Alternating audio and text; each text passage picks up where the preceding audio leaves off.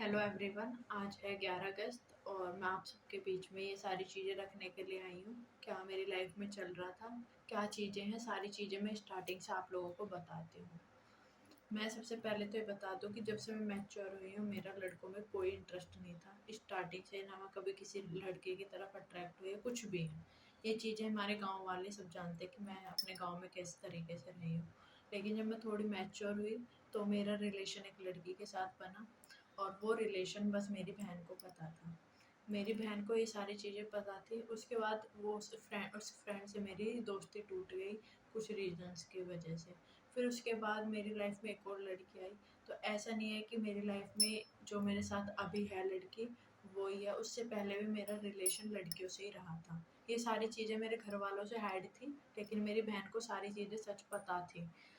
उसके बाद जब मेरा रिलेशन ये वाली चीज़ें ये जो मेरा रिलेशन है इसमें आई मैं, तो मेरे घर वालों को थोड़ी थोड़ी चीज़ें पता चली।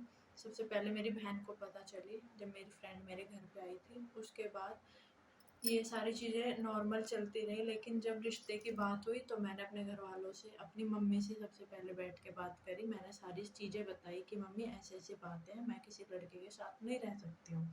तो मेरी मम्मी ने कहा ठीक है मैं समझती हूँ, लेकिन तेरे पापा नहीं समझेंगे तो अपने पापा के सामने रखना। फिर कुछ टाइम बाद मेरा रिश्ता कर दिया चोरी चोरी।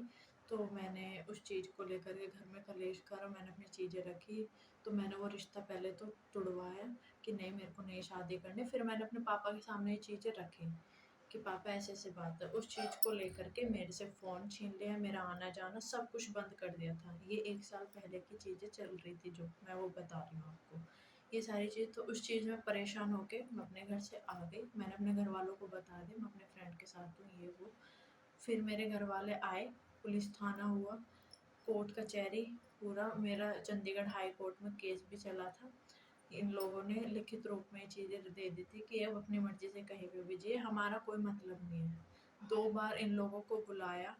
उसके बाद जब इनको ये चीज़ हो गई कि अब लीगली ये है, मेरे को नहीं लेके जा सकते कहीं पे, मैं अपनी मर्जी से कहीं पे भी जी सकती हूँ, रह सकती हूँ। उसके बाद मेरा भाई आया कुछ लड़कों को लेकर के, और वहाँ जहाँ पे मैं अपनी फ्रेंड के घर पे रह रही थी उस टाइम पे, तो उसने वहाँ पे लड़कों को लेके आया और वहाँ पे आके उनके घर में बोला कि लड़की को भेजो ये वो।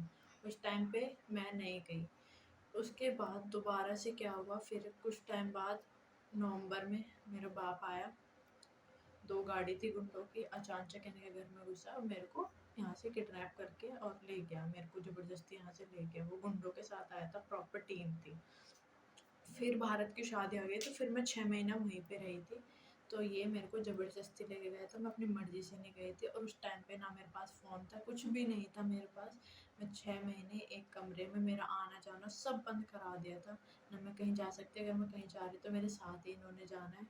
मतलब मैं कहीं पे भी दुकान तक नहीं जा पा रही थी। इस चीज़ को मैं 6 महीने सहन करते-करते, अगर मैं वॉशरूम भी जा रही हूँ वहाँ भी मेरे पीछे-पीछे।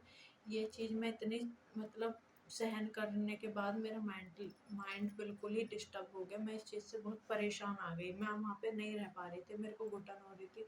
मैं फिज़िकली और मेंटली सब बिल्कुल ही परेशान आ गई। उसके बाद चीज़ें, मेरे को वहाँ से निकलना पड़ा।